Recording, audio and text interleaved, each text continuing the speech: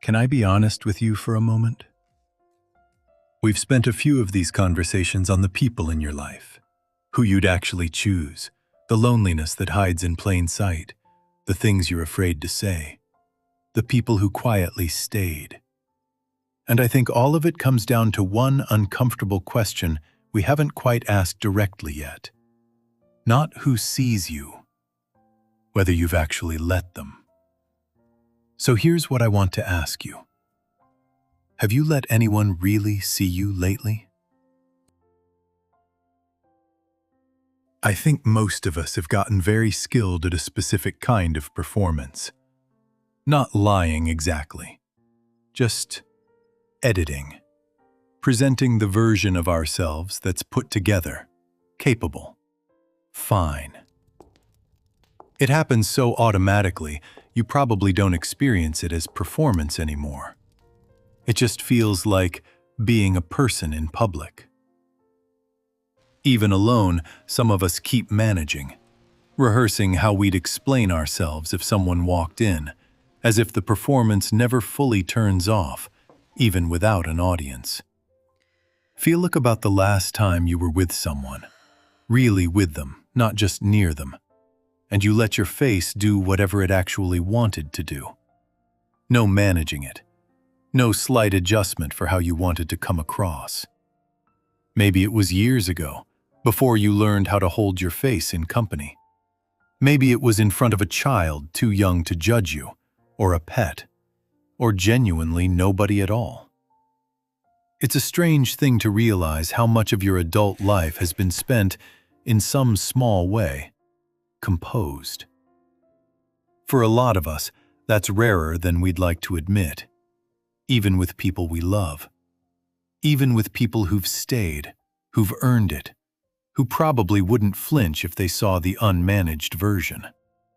Maybe it's your closest friend, who's seen you cry about something small and stupid and never brought it up again in a way that made you regret it. Maybe it's a partner who's watched you fail at something and somehow didn't love you less for it. The fact that they've earned it doesn't mean you've actually given it to them. I'm not asking this to suggest you're hiding something dark. Most of what we manage isn't secret or shameful. It's just ordinary human mess. Tiredness, doubt, the parts of us that are still figuring things out. We just don't let people see that part very often, even when they'd probably be fine with it. I think there's a reason being fully seen feels riskier than almost anything else we do in relationships. When someone only knows the managed version of you, their approval doesn't really cost you anything if it disappears. You can tell yourself they never really knew you anyway. But when someone sees the actual, unmanaged version, the doubt, the mess, the parts you don't usually show, their approval means something. And so does the possibility of losing it. So we keep the door open, just a crack. Enough closeness to feel connected, not enough exposure to feel unsafe. And it works, mostly. Nobody gets hurt, but nobody gets close enough to actually know you either. Not the way you'd probably want to be known, if you let yourself want it out loud. I think about all the people we've talked about in the last few videos. The person you'd actually choose to spend time with. The one you're lonely without, even though they're right there. The one you're afraid to say something true to. The one who's quietly stayed through everything. All of that, underneath it, comes back to the same thing. It's not really about who's around you. It's about whether you've let any of them see the version of you that isn't managed. Because a relationship can survive a lot of things. What it can't survive is never actually happening. Two people, both performing, mistaking the performance for the relationship itself. Think about the coffee cup you finally chose to share with someone instead of the crowd. The contact you finally called instead of leaving it unanswered at 2 a.m. The drawer you finally opened. The sentence you finally said.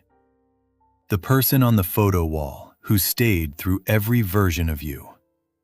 All of it was leading here. Because none of that matters if the version of you they're staying for, calling, sharing coffee with, still isn't the real one.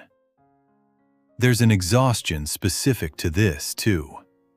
The low hum of constantly checking your own face, your own tone, your own reactions, before you let anyone else see them.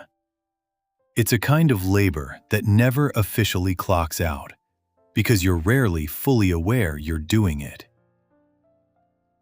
Here's what I keep coming back to. Being liked for the managed version isn't nothing. It's pleasant, it's safe, but it's also, in a strange way, lonely. Because the person doing the liking isn't actually responding to you. They're responding to the edit. And there's nothing wrong with being liked. It's just not the same thing as being known. And it's worth knowing which one you're actually getting. And I think somewhere underneath the relief of being approved of, there's a quieter ache that comes from knowing the approval isn't quite for the real thing. Let that sit for a moment.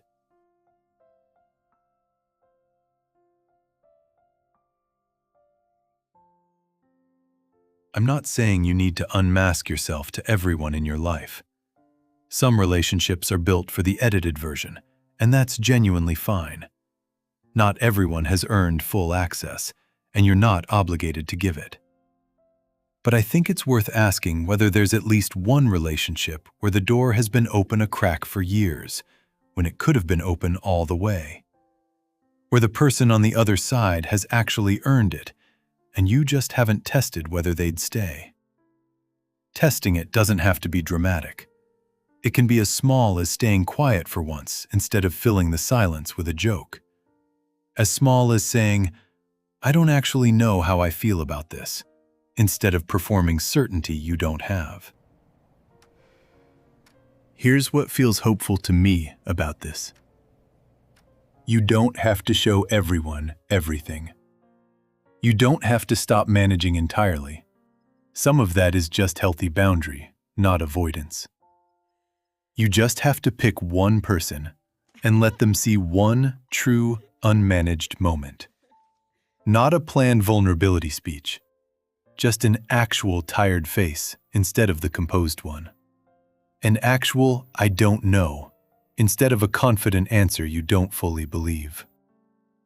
That's it. One small crack, opened a little wider, with someone who's already shown you they're not going anywhere. You'll probably survive it better than you expect.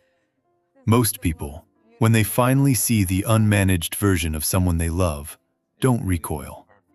They lean in. That's usually the part we forget to predict.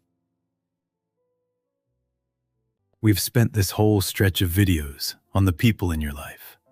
Who you'd choose, what you're lonely for, what you're afraid to say, who stayed. And I think it all leads here. Not to a bigger circle, not to more people.